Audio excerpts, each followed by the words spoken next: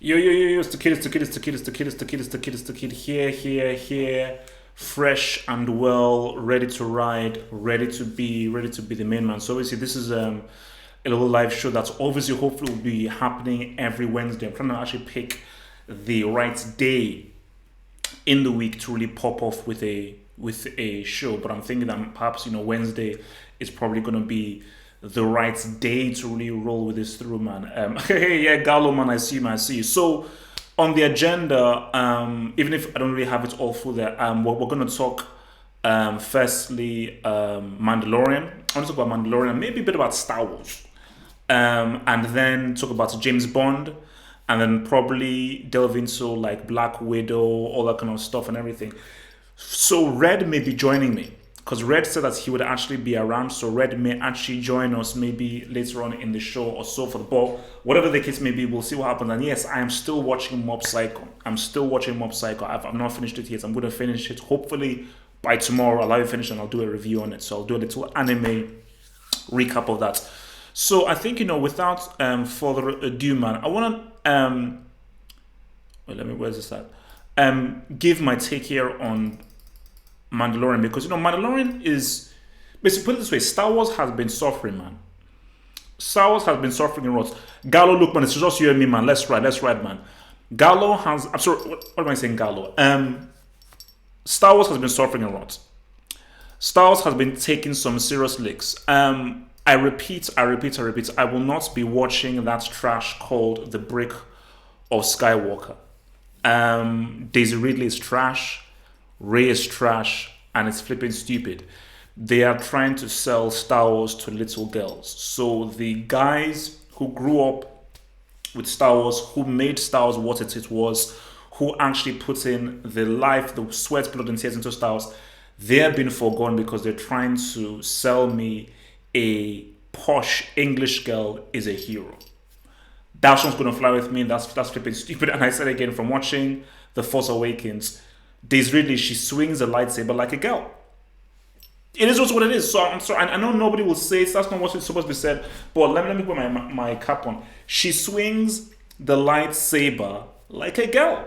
And I was laughing my face off when I was watching her fight in Force Awakens, and that's just stupid. Because you have to get stuff that works. So it's looked bleak for Star Wars. It looked like, if these guys are going down the drain. Lucas gave you the baton, you dropped the baton, now you do not know what the hell you're going to do moving forward. So I was like, this is the end of Star Wars. It's the end. But then came this boy.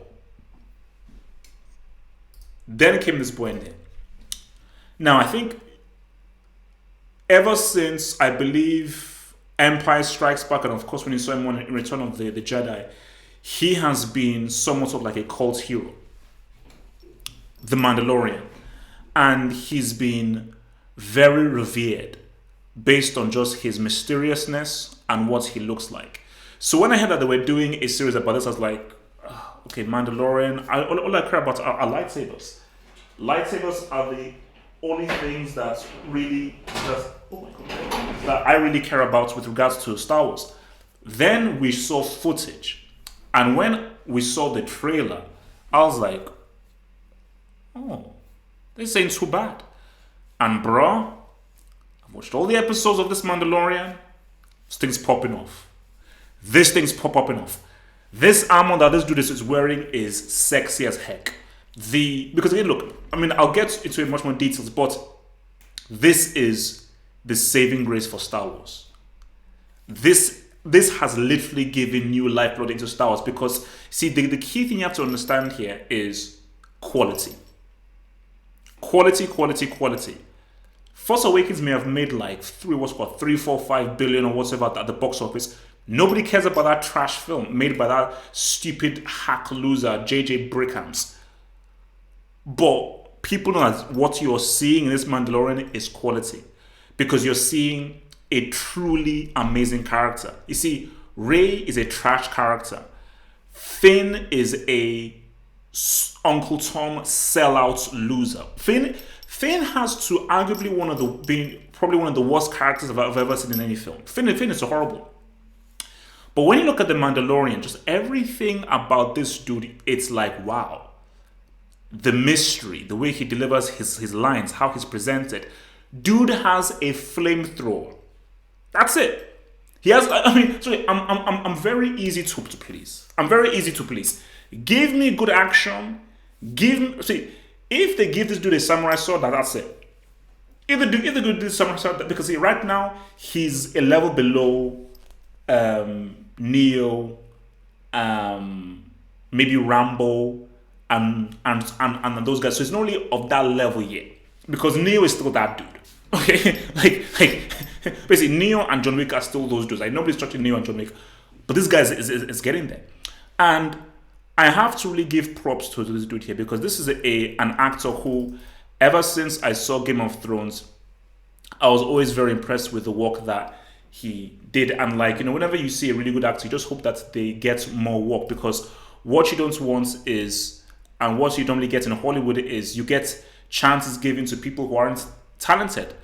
And you see, people will say, how much can you really credit an actor when we don't see his face? Because if we don't see his face, we don't see his eyes, we don't see his facial expressions, how much can we really credit him if all we're seeing is just his voice? But people don't understand the very meaning of voice acting. You see, voice acting is just as important as normal, regular acting with your eyes. They are both as important as each other. And I think the way that he delivers the lines as the Mandalorian adds to the character. It's almost like, I use the example of Master Chief and Halo. Like that voice is iconic. It's an iconic voice. Even what's it called? Even if you don't really see full of his face, you see like half his face. Michael Keaton in Batman. That voice that Michael Keaton had in Batman was very, very important. And I think with every episode we see of The Mandalorian, I'm actually beginning to appreciate what Pedro Pascal is doing with the character, because I think when you see the first episode, you don't really get to know much more about him. But with every single episode, it's like you're peeling like an onion. We're just peeling away slowly what this character is about. What are his motivations, and we're going deeper into his past. We're going deeper into how he operates with the other Mandalorians. And the deeper we go, the more we know about the character, the more we are getting just little inklings of what the Mandalorian is about. And I think that is where Pedro Pascal's acting comes through, because you can say a lot and learn a lot from the intonations of how a character speaks and how he propels his voice forth. So I just think that the work that Pedro Pascal is doing with the character is great. And see, this is where the danger lies here, because Star Wars has stumbled upon something that's real gold. Again, just to reiterate, I don't give a damn about Baby Yoda. I didn't sign up for Baby Yoda. Baby Yoda to me is a flipping brick. So it's no point. I think your boy Ford may be joining in right now. Okay, so it is very important how they handle this, because what is very important is this should have nothing to do with the sequel trilogy. They shouldn't rush a film on this. They shouldn't try and chop and change what this is about. This has to live within its own world, because right now you've cultivated something that people are like, a lot of Star Wars fans who have felt burnt by the way things have been handled, especially through Last Jedi. You've brought so much goodwill.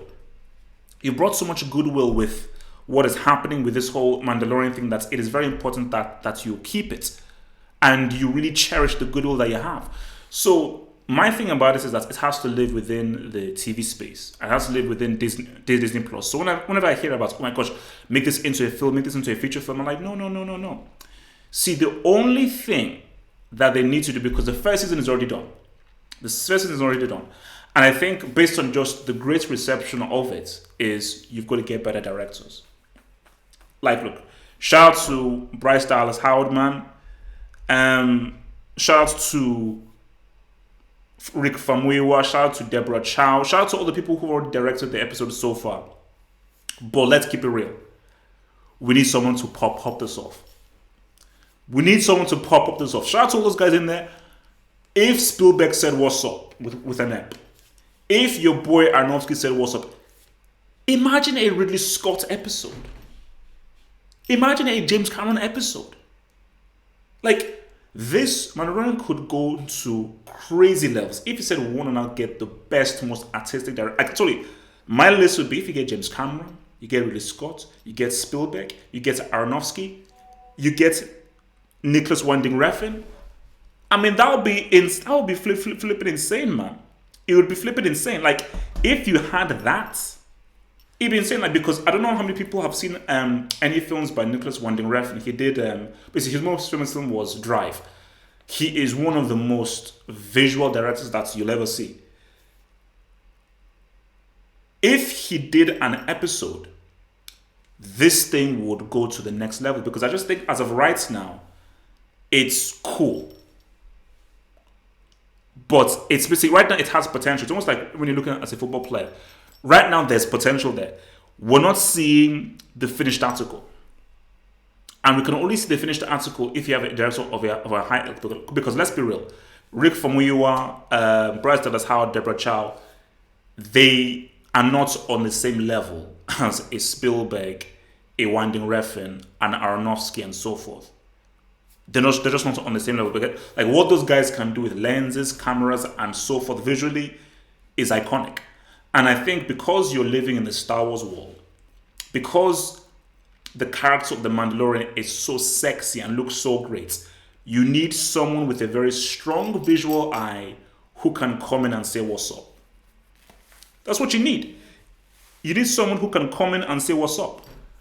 Because without that, I think that this thing will never really reach the heights that it's really can, man. You know, I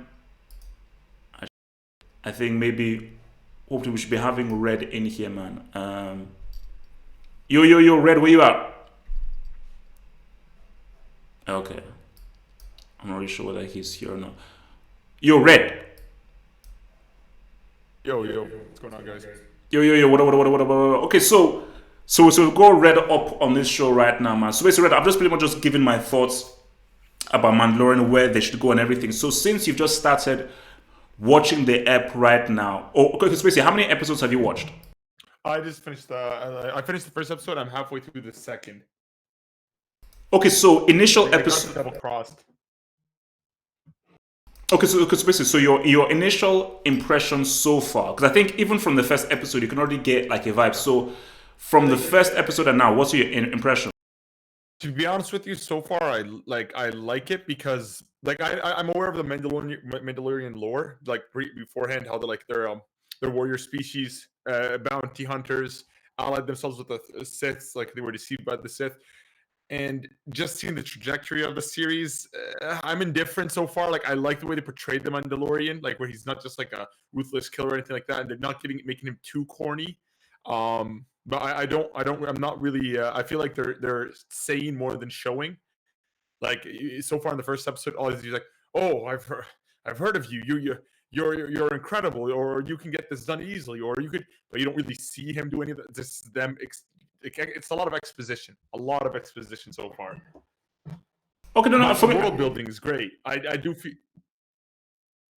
No, because I think for sure. I think once you now sort of get deeper into it a lot more, I think you'll. I mean, because trust me, like the best episodes are sort of the later episodes. I think by you only get to like episode 3 and 4 and everything, that's when you really get to the better episodes. But I think, how would you compare this to, let's say, Force Awakens and flipping Last Jedi? Oh, no, this is way better. This is the Star Wars content we want. I don't care about like a new generation of a ripoff of the original. Like, this is what I want. I want expansion on existing Star Wars lore. Like the Mandalorians have always, like, if you've ever read anything with the expanded universe or like they're the only race, like they're bounty hunters that can take down Jedis. So they're incredibly powerful. They descend from they're a warrior race. They're not a race actually. They're actually just a people of that share a similar language.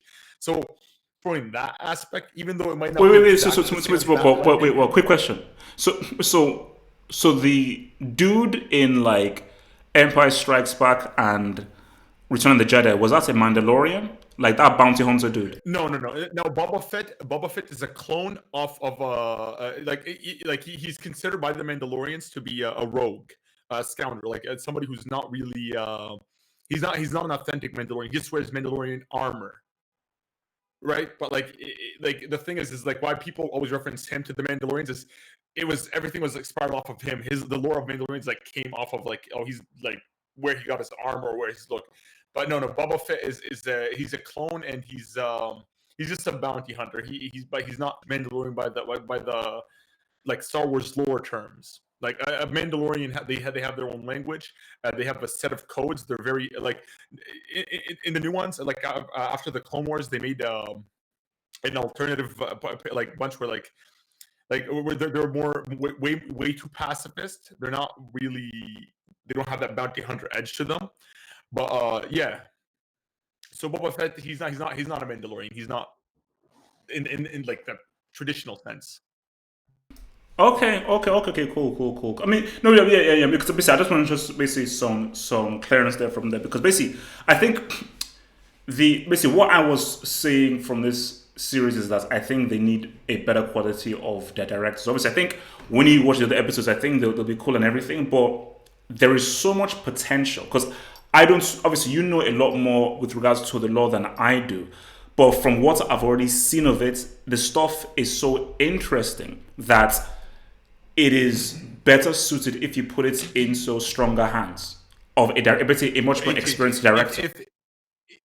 If they continue with what they're doing, because like look, I'm loving the effects. I did enjoy the effects a lot because they gave me it wasn't CGI. It wasn't like of course there is some CGI and they were like you could see that they're trying to have a more practical approach to the effects, which it's just a bit refreshing.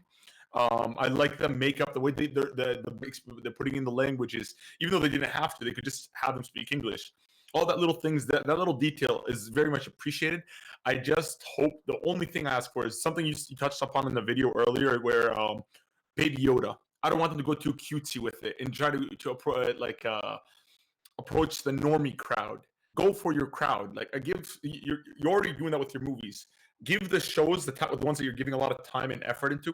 Give those to the fans, the people who actually want to explore this world of Star Wars that you created. Yeah, no. Look, I mean, the whole Baby Yoda thing is like, okay, yeah, cool. It's a cutesy little thing, man. I didn't sign up for that crap, man. I'm sorry, like, well, we sign up with a guy who looks extremely cool. Like, I am buying a flipping Baby Yoda toy, man. Hell no. Like, am I like six or something? You know?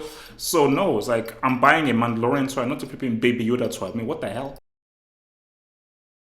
Like, but I think they're on the right track. Like, though, if they continue, because like, well, I only like I said, I only saw like the first episode and a half, and I saw that the fact that they're taking the character seriously, like there are these little bit of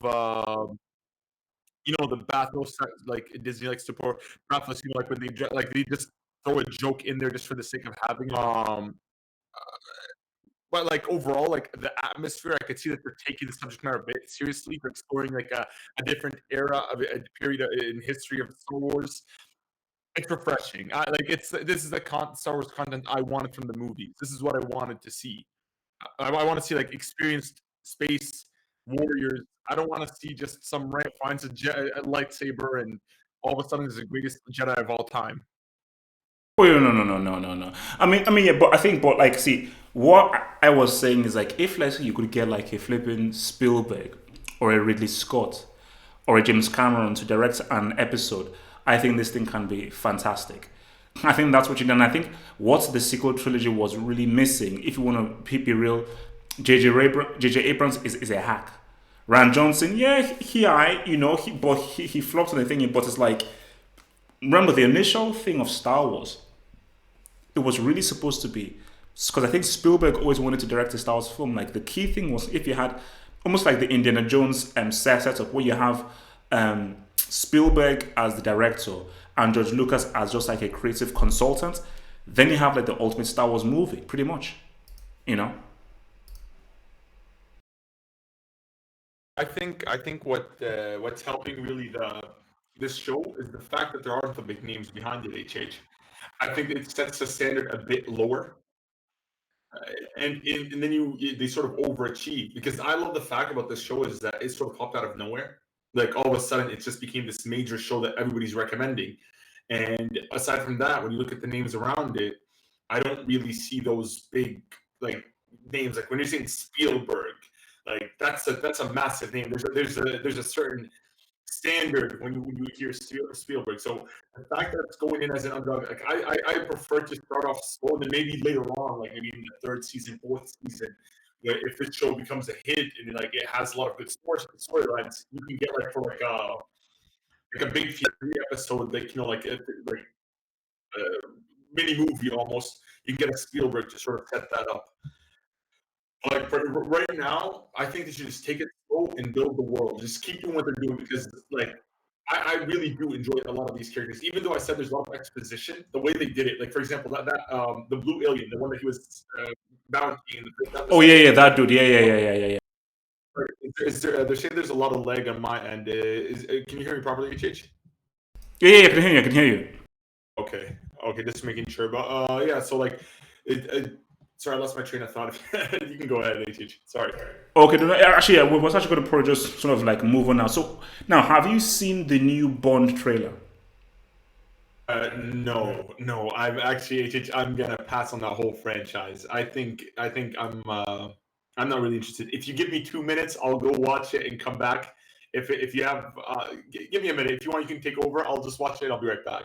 Okay, okay, okay. So just watch it real quick and then come back, and I'll just start things off and then come back after you watch it because it's only about two minutes, so no time to die. All right, cool. Okay, so look, man. So while Red was to watch that trailer, so look, James Bond, man. Now I've said this, a few times right now. Skyfall was an outstanding film, an absolutely outstanding film, and I actually even rewatched the trailer again, and I'm like, I actually just remember that first of all, how amazingly well made the film was. This was definitely Daniel Craig's best performance, and Javier Bardem was. I think Bardem was actually nominated for his role. I think he was. Just it was just a great film.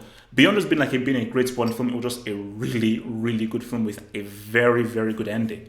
Um, so with this new film, No Time to Die, so I watched it twice.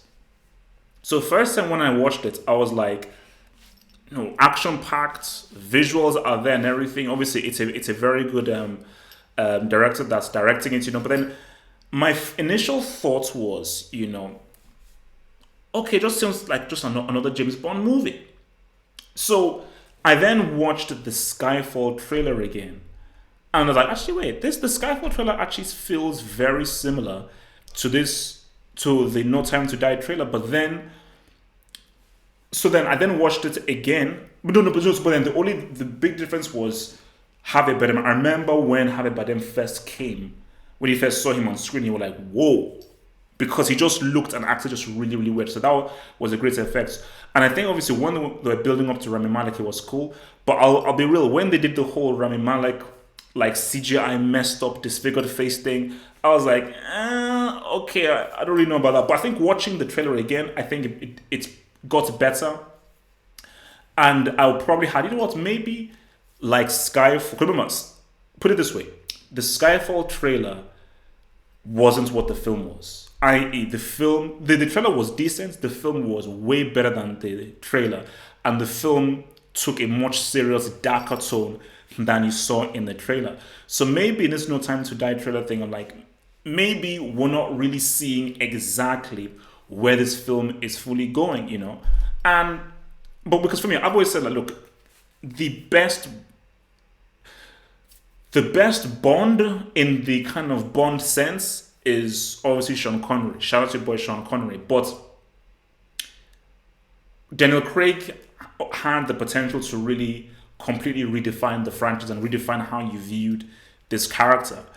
And just my fear is just with watching this trailer, like, it's almost as if they are maybe retreading and going back to old ground with regards to, okay, he's just being James Bond.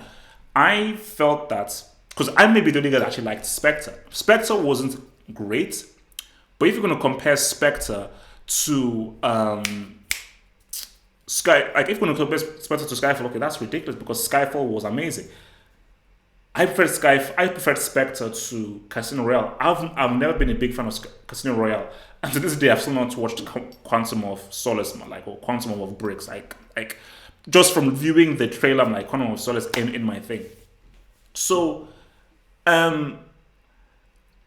with this, because obviously I think the big huge thing about this whole thing was the change of directors. Now, this is what I read, because I read that basically originally Danny Boyle was supposed to direct it. So when Danny Boyle directed it, the rumor was that he wanted to kill James Bond.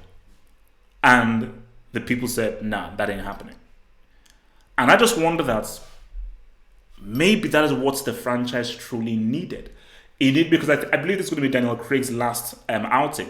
So you needed a finality because there was something about Skyfall that felt like they were really pushing the character forward. And I think that is why in all the other James Bond films with everything, they were never really pushing the character forward. But Skyfall was the only one that said, oh my gosh, they're taking this character into a very, very different plateau. Hence why I would have liked Sam Mendes to sort of round up his trilogy and giving like Daniel Craig a nice final send-off in that final film. So Red, have you watched the trailer now? Okay. I actually thought Red was there, but Red, just tell me once you've seen the trailer, and then we can write. So, I personally would have wanted Sam Mendes to finish off the trilogy, but he's not. So, like, see, my fear here is you're gonna watch this James Bond film. Like the action scenes look good, the sets look good, visually looks good. Because again, let me actually find out the name of this director because I want to find out this dude's name. Let me just Google the guy's name.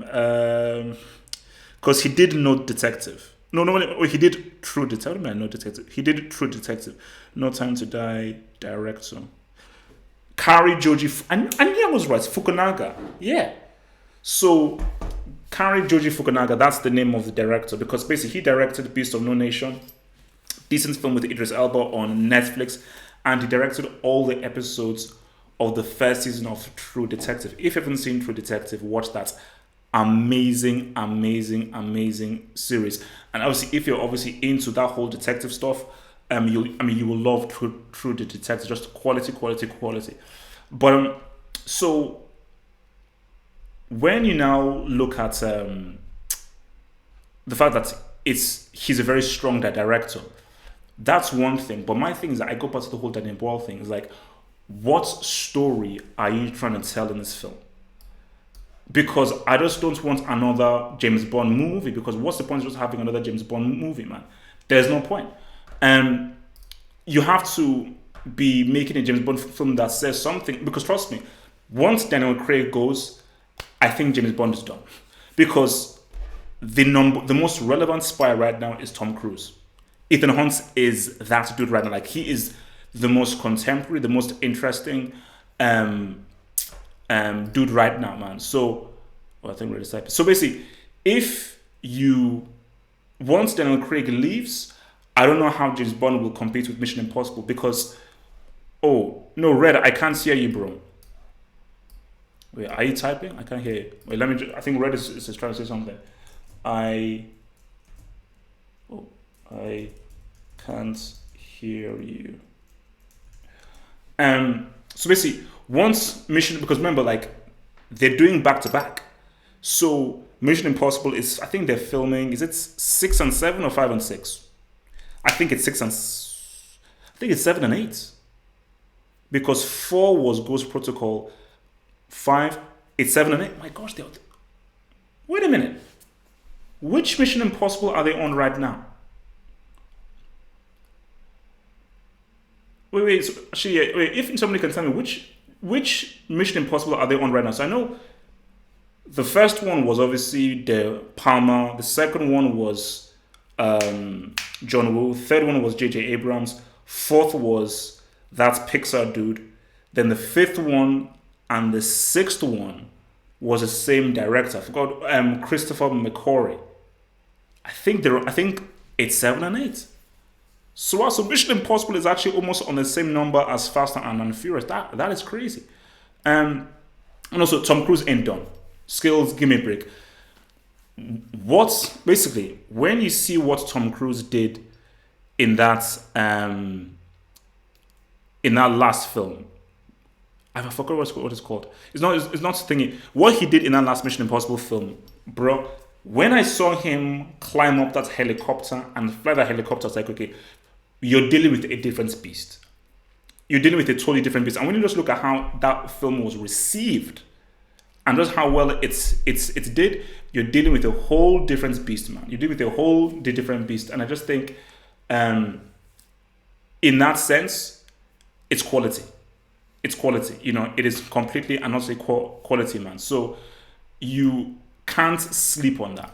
You can't sleep on that. So with regards to James Bond, man, I just think it's done. Like, I don't think James Bond can, just watching that trailer, I don't think that can compete with what Tom Cruise and Christopher McQuarrie are doing with the Mission Impossible franchise. Like, what they're doing with that Mission Impossible franchise is totally, completely different and something that's just far more exciting for this crowd right now, man. But guys, maybe this is for this. Maybe I'll do it for the next show. Tom Cruise is that dude. Tom Cruise is that dude, man. Oh, no, look, no. John Wick is on a different level. See, Levi's played John Wick is on a whole different level. John Wick is on a whole different level. Let's see. Remember, I'll do some questions maybe like towards the end of the show, man. But I'll just address a few things. But before I address that, let me just look at this. So I did a video on this, but I just want to just give you guys your thoughts on this right now, because so they released the trailer for Black Widow, and you see, for me, I never cared for Black Widow. Okay, and that's nothing against Scarlett Johansson. That's not me being sexist or anything. I've never cared for Black Widow. So my thing is that how well will a new Black Widow film do? Like, if Black Widow is released, how well is it going to do? How many people are truly going to go and watch this movie? Could this really do big numbers? I think what will help it is that it shouldn't cost more than 100 mil. Because this is a spy movie. It shouldn't cost more than 100 mil.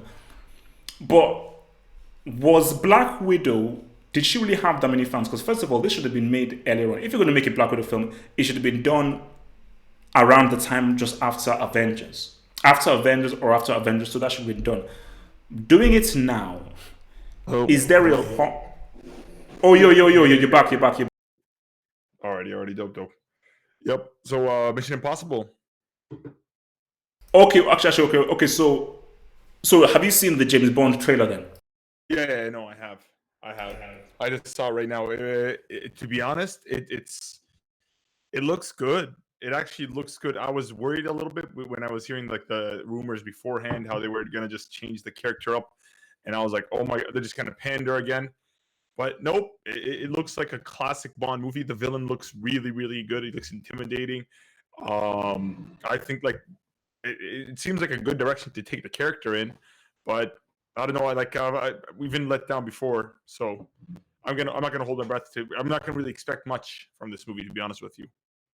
So in comparison, so when you just compare, because a lot of, if you brief in the chat are saying Tom Cruise is done, but if you want to now, let's say you compare Mission Impossible to the James Bond franchise, do you still believe that Tom Cruise specifically and Mission Impossible is the most relevant spy franchise right now? It probably is, to be honest with you. Like, I forgot which one. I think it was Mission Impossible 4. Was it the one where he was like? That was the last spy movie that I really, really enjoyed. I think it came out in 2012.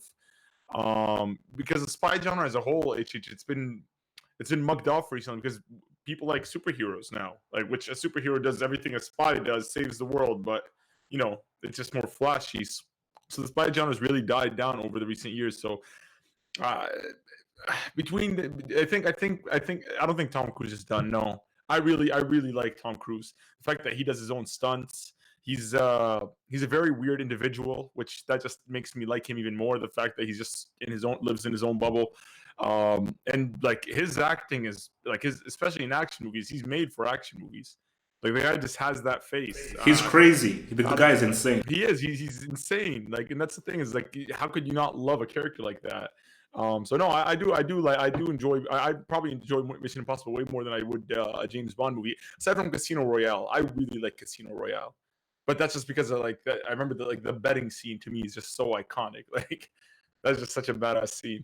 But no, aside from that, like I probably prefer to watch Mission Impossible movies over James Bond movies. Maybe that's also because of the fact that Mission Impossible are more recent, and I'm not really into most of the old James Bond movies. Like Pierce Morgan is as far back as I'll go. I like Sean Connery and all those guys. I respect them. No, no, It's no, just no, no, no, no. Pierce Brosnan was a brick James Bond in my view. I think what's was a his brick name? James. Sorry, yeah, but no, I didn't watch his. Like for me, I grew like that's as far back as I'm willing to go. But no, the newer James Bond, Casino Royale onwards, Skyfall, those are the ones that I really like. I grew up with personally. And I actually enjoyed those ones, but just the genre as a whole, like I said, if you realize the spy genre really had it really was popular during the early 2000s to the mid 2000s, and I feel like after Casino Royale in 2008, it sort of dipped in popularity. But at the same time, we had the insurgence of superhero movies, and I think that's what affected the genre as a whole, and why we don't really see much of that genre before. Because even like in the mid 2000s, like every movie was a spy movie. Even Spy Kids had like Oh my gosh, that's trash. Yeah, yeah, yeah. as a whole. You had The Pacifier. You had all of them. All of them always like I said, some spy lives with a family. Or it was always run spies. But if you see right now, they don't really make those movies anymore because, like I said, like they've dipped in popularity and they've become less so profitable in the box office. So I'm really interested how this one would perform because it's James Bond. This is like the mother of all spy movies. Like when it comes to spies, this is the top franchise. So I wonder if they could actually pull it off and make it have a good box office. Okay. Okay. So that's because I want to even get your take here on this whole Black Widow thing, man. So, do you think it's too late for a Black Widow movie? Do you think people still care? No, nobody. HH, we know what's gonna happen. We all know she's gonna survive. Like, it's a prequel. It's a prequel after the So character stupid. died. So stupid. Yeah, it's stupid. Like they should have done this. They should have released this movie instead of Captain Marvel before in Endgame as a goodbye to Black Widow. So that way we grow attached to her character. When she dies in Endgame, it feels so much more. But now that we know she's dead, none of this matters. Like it's you're building a world that's done. Like that world we're gonna explore. You're gonna remember that most of these people are gonna be snapped and come back 5 years later, and all this doesn't matter. And any mystique that they could have had in this movie, like let's say for example, I can go in and see how Nick Fury possibly lost his eye, was already ruined in Captain Marvel when they made a cat claw his eye out. So No, no, no, no, no, no. See, this is the issue I have with Marvel because you brought up something that I didn't even want to talk about. Do you know? Remember in Winter Soldier when? Wait, easy. No, no, no, no. Let me land. Easy, chill. Let me land. No, wait. Let me land. Because I have to consider. Remember in Winter Soldier when Nick Fury talked about his iron and everything. Because remember, Winter Soldier was a very serious, hard-edged film, and we're thinking that, man, imagine how this guy lost his eye. Because you're thinking that obviously we eventually have to. First of all, this is actually very stupid. Like you'd imagine, based on what we've seen of Nick Fury, we'd have a Nick Fury film where we now see him back in the war and we see how he lost his eye. But these guys are so stupid. These guys are so sad and silly that because I didn't watch Captain Marvel, but I heard once I read that's how he lost his eye. I was like, I'm never touching this stupid film because that's just stupid. Don't don't even. This movie deserves no attention. Because I didn't just hate the movie was lackluster as a movie of its own, Captain Marvel. But when they did that one scene, it's what made me go from meh, it's just another Marvel movie. You know, it's harmless like Ant-Man, to I hate this movie because like you said in that Winter Soldier scene when Nick Fury goes like, "Last time I trusted someone, I lost an eye," and then in the movie they do that to him, and it was just for a cheap laugh. I'm like, yes, like maybe somebody chuckled watching the scene, but overall, you hurt your franchise because that character that you built up, Nick Fury, leading up to Winter Soldier, he's now a joke character because that's actually what they did in Captain Marvel. I'm surprised Samuel L. Jackson even agreed to that. Like, if I was him, I would be like, no, we're not doing this to Nick Fury. Chances of possibly having a solo movie as well. But hey, that Marvel chose to do that. That's part of having a franchise world. When one movie affects a whole character that isn't really that big of a character in that own movie. But yep. No, but my thing is like is like, why do it though? Why would you do that? Like, why would you? Like, it makes no sense. I'll tell you, like, for me, Endgame, I know you don't like Infinity War, but I like Infinity War. I like the way they portrayed Thanos and Thanos' whole arc, and they, like, when you watch Endgame, you realize they didn't even need Captain Marvel. He talked but Thanos talked too much, man. Thanos talked way too much he did in Infinity War. Like, the whole thing is that you see Thanos, like, he's just on his quest. Like, the whole movie was Thanos' quest, his quest to, like, based off the comic Thanos quest. It's him getting the rings, and you can see, like, scene by scene how he gets them down. You see these like unusual team ups and all this stuff happening.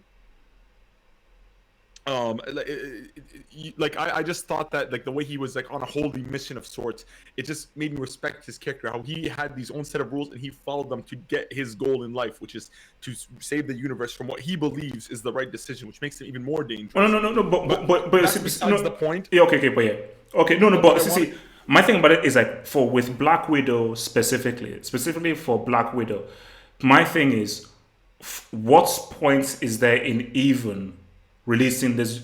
Why release of the film? For what reason? I honestly, I don't know. Like, I like, unless they're planning to bring Black Widow back in future iterations, but, like, I really hope they don't do that. I really hope that they at least leave that saga, like, between Iron Man to Endgame, just leave that untouched. Like, whoever died, just let them die. Let there be consequences. Because if they bring her back or plan to bring her back, and they're just doing this as a build up to it, like, that's just gonna not look good on the franchise as a whole. Because now if you're a kid and you're trying to get into this franchise, and you're gonna see, like, oh, she's back from the dead, and there's all these, it just makes it much more convoluted. And I think they should just keep it simple, and just keep it. Is that they always kept it simple. It's just a straight line. That's it. They introduce you in Iron Man in this one. They introduce you in Thor. They introduce you to American the individual movies. They put them all together in one movie. That's it. Now, if they're going to start going back, and you have prequels, and then modern movies, the movies that are portrayed in the future, and someone in space, it becomes confusing to the viewer. Especially when essentially these movies are no longer movies, individual movies. They're a franchise. They're a series, a glorified series.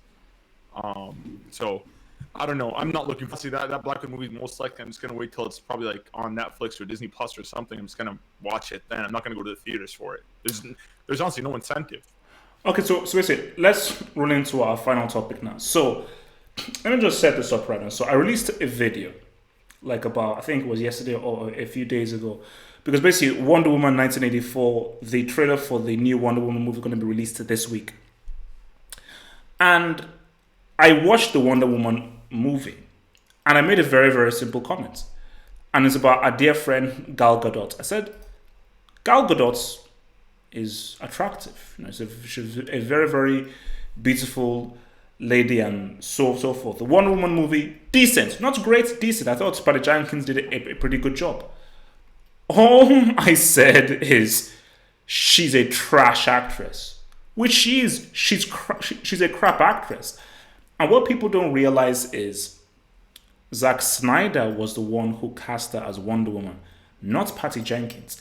I am willing to bet hard cash that I don't have, hard cash that if it was down to Patty Jenkins, she wouldn't have cast Gal Gadot as Wonder Woman. 100%. She would have cast a much better actress. I mean, she made a monster with that chick who was Wednesday in Addams Family and Charlize Theron and so forth. So she knows what good acting is. So let me ask you this then, Red, your view. Is Gal Gadot a good actress? No, no, she isn't. Like I know Gal Gadot from Fast and the Furious. Like, Oh yeah. that's where I originally introduced her to Fast and Furious 4. I think that was her first one, and I always thought she was just a pretty face. Like she has that mug where she looks like she's gonna either kiss you or beat you up. You know what I mean? Like she has just that face where she's just bad. You know what I mean? Like that's it. Like but. I don't know. I'm not a big fan. I'm not. I wasn't a big fan of her in Wonder Woman that much. I did like Wonder Woman. I thought it was like it says because like look, to be honest with you, there's not much you could do with the Wonder Woman character. She's literally essentially at her core Superman ripoff with a bit of like Greek mythology sprinkled. Oh no no You know no! what I mean? Wait. But then you hit a very key point though. Greek mythology. Same thing about you see. This is why I feel that they messed up with Thor. There is so much potential you could have done with Thor, with Superman, and with Wonder Woman. Because when you're dealing with the Greek mythology, because basically there's of course the name of this film. There's this film by Tassim Singh, starring Henry Cavill, about these sort of gods and everything. Very, very visually strong film. You can do so much in that world because the kinds of stories and visuals you're given in there are amazing. So when you're dealing with somebody who is an Amazonian warrior and everything, you can really go to different interesting places and everything. So, but especially to do that, you need a truly quality writer and you need a truly visionary director. I don't think we're going to put Patty Jenkins in the same category as a Tassim Singh or a Ridley Scott or anything. So I think that's the only way I will disagree with you. Where I think there is a lot you can actually do with the Wonder Woman character. No. I mean, like from that aspect, yes. But I mean, like at her essence, her character, like there's no identifying. Like I can't tell you, like is Wonder Woman like? Let's say, for example, when you think Spider-Man or the Flash, you think of quips. You know what I mean? Like that fast joke. Like they have a lot of quips. You think of Batman, you think brutish. You think of Superman, you think of like that goody two shoes. You know, just a scout, a Boy Scout. When you think of Wonder Woman, she's just a woman that can punch really, really hard. She doesn't have any identifying characteristics because, again, like most of these original superheroes, like when you think about like superheroes that go way, way back, like Wonder Woman and Superman, like most of them were essentially propaganda machines. They were just basic superheroes to fight because Wonder Woman essentially blew up during the World War II. A lot of superheroes did during that era because they were used as propaganda. So, like I said, like it was later in the 60s, 70s, and 80s, in the golden and silver age of comics, is where these heroes started to have a bit more depth to them. But even then, that's where Wonder Woman even declined. That was more of the insurgence of other superheroes. She wasn't really like I think the best comic that I could think of. She's a female Superman. She's a female Superman pretty much, without the kryptonite weakness. Because I don't think she has any. Does she have any weaknesses? Oh no. She's like like Wonder Woman is a brute. Like there's a lot. Like I remember in the Injustice comic, like she beats the shit out of Superman. Like it was at one point where Superman like rules the world. And he becomes, and she's under Superman. She's with him, but then Zeus, like Batman, gets the aids of Zeus, and Zeus, they force Wonder Woman to fight as champion of the gods against the champion of Superman, which is Superman, and she beats him to a pulp. She's much more of an efficient fighter than Superman. Superman's more powerful. Wait. So you said that Wonder Woman can beat up. So Wonder Woman is stronger than Superman?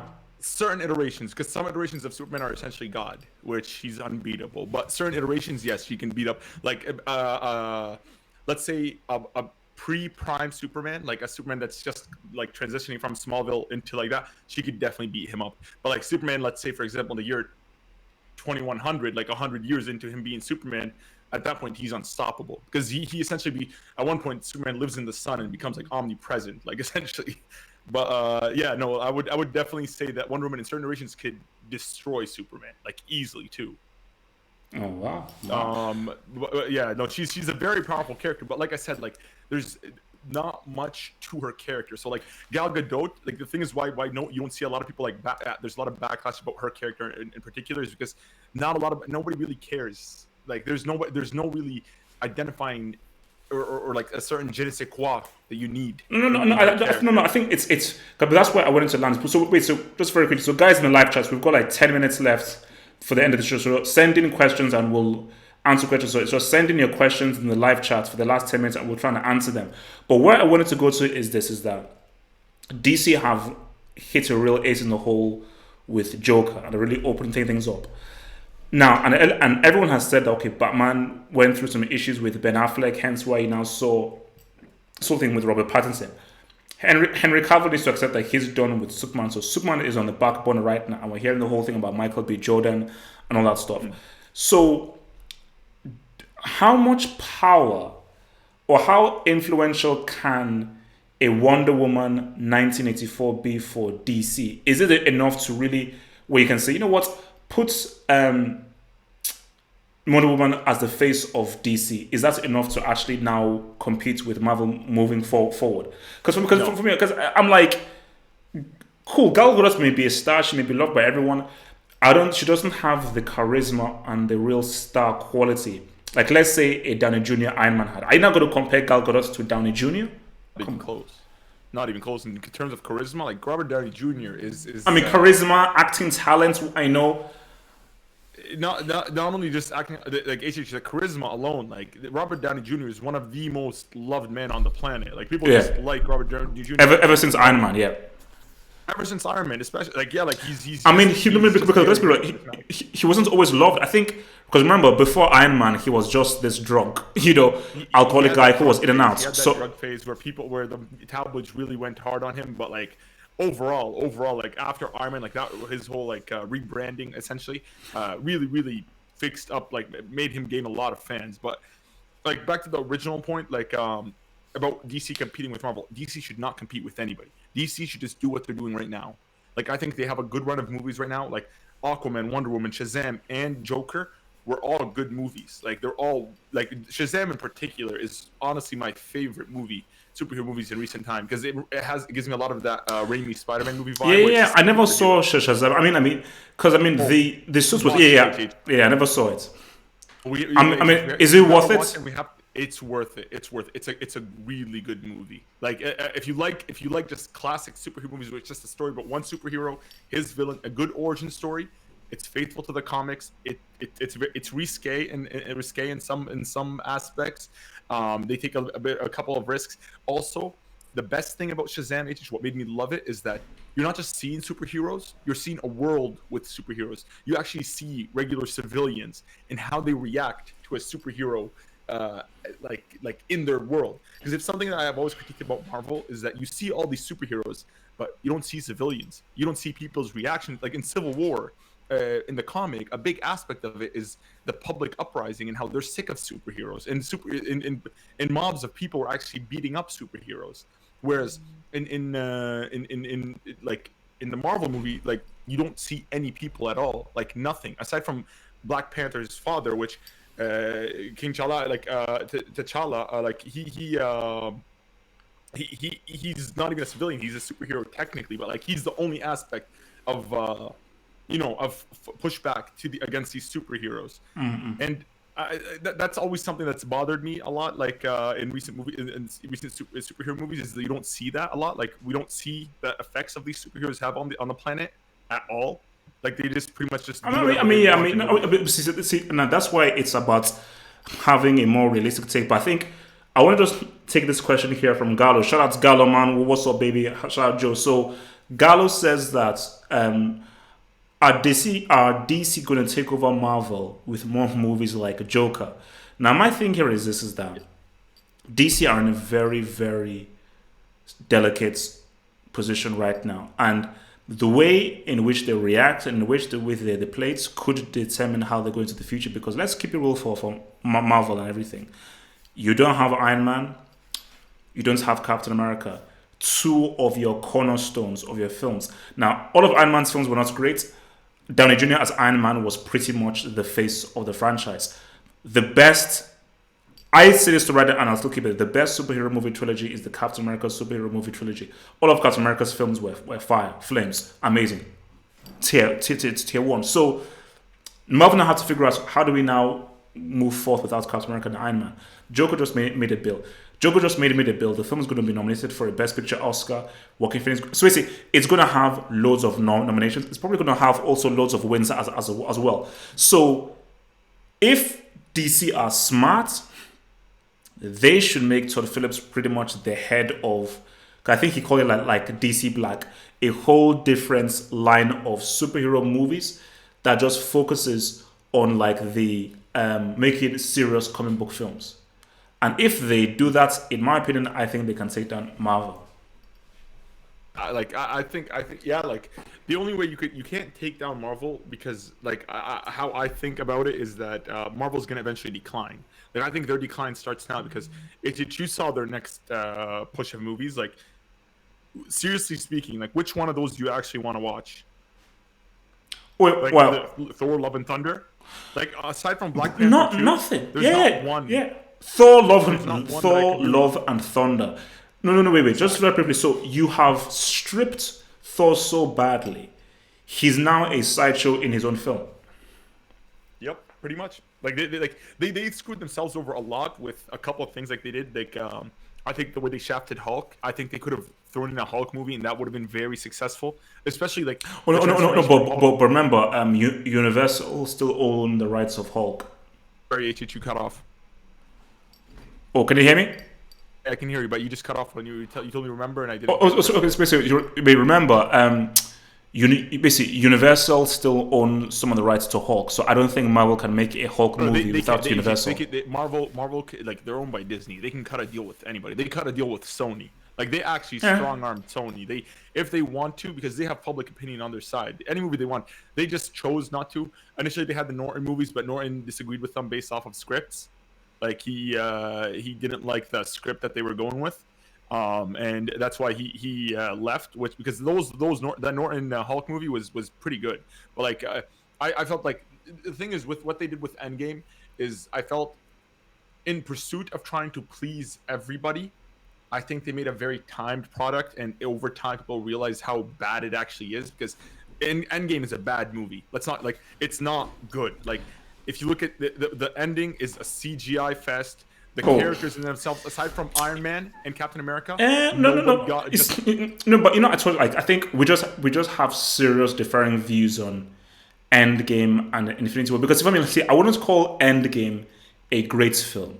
I'll just call it like for me, in my view, I think it is a great ending to this whole Marvel franchise thing. So the way in which it was done, I just thought it was a great footnote to 10 films and like 10 years or 10, 11 years of the whole Marvel thing. I just thought that it was a great kind of full stop. Hence why it's called Endgame because I don't think Marvel can go. I don't care what Marvel have afterwards. That's it. It's done. Like that was the ending, you know. yeah.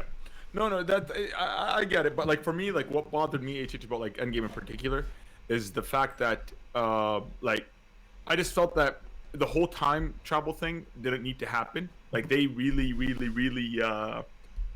did an asshole with that one. My language, like it was just an asshole. Like just Iron Man out of nowhere. Oh, I invented time travel. That was that easy. I just had to try once.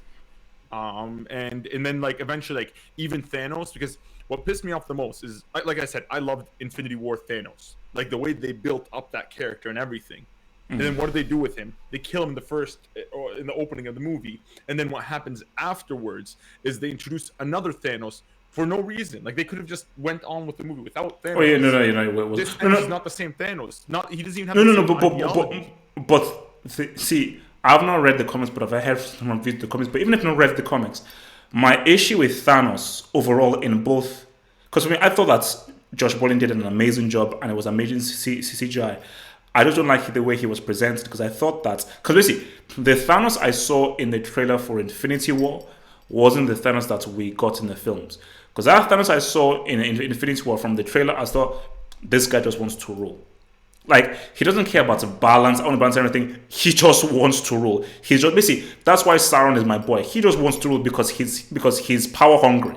And if you don't want to roll with him, then you're going to be outsmart. So, but actually, look, man, we just have to let's just sort of round off right now. Just sort of last points before we get out of here. Yo, so yeah, about like but the whole Marvel DC thing. So basically, so if do you moving forward? Okay, let me ask this question. Last question to roll through. In 5 years' time, so let's say 2020 to 2025, how do you believe the comic book movie landscape will look like in 2025? If Honestly, Yeah. I see a decline, HH. I feel like it's just gonna be like Western movies. Is that eventually we're gonna be fatigued from all these Bro, comic that's book what they movies? said like 3 years ago. That's what they said No, five no, years ago. but That's what they said 2 years we ago. see it now. Like because look, the decline of the Marvel Cinematic Universe is the decline of superhero movies in general. Like I do feel like they're always gonna have their place in cinema, just like animation does. Like there's always gonna be superhero movies. It's just that eventually, like it's gonna be so deep that it's gonna be intimidating to the new viewers. Like when you're a kid growing up and you're watching Iron Man for the first time, right? This is your introduction to superheroes. You get to see Iron Man become popular and grow up with him, watch the trilogy and watch Avengers and all that stuff. But now let's look at kids that are 8 years old right now. They're not going to go back and watch 20-something movies to be caught up. Maybe in older age, maybe it could be like a Star Wars of sorts where people. But even then, Star Wars was just a trilogy. This is 20-something movies. Like eventually, like I said, the gate is going to be, it's going to be a lot of gatekeeping in this community where like a lot of people will be like, oh, that you went there with the original movies, there's 20 movies that you have to watch before knowing anything about this, and it's just going to become intimidating, and eventually like people will just lose interest, and we see it right now. Like unless like I said, unless like Disney, the way Disney's moving, like they're going to own everything eventually. Like even there's a law where you can't own like studios can't own theaters. Disney, I heard recently, have found a way to bypass Oh no that. no no no no no! Yeah, they're gonna monopolize everything, and I think that is why the whole Disney Plus and the whole streaming thing. And I think the worst thing you can do with an artistic industry is to have a monopoly, because then you're forced to eat the same food again and again and again, and you're not given a choice, which is bad. Mm-hmm. And that's what we're gonna see. Is eventually that like everything is pretty much owned by Disney now.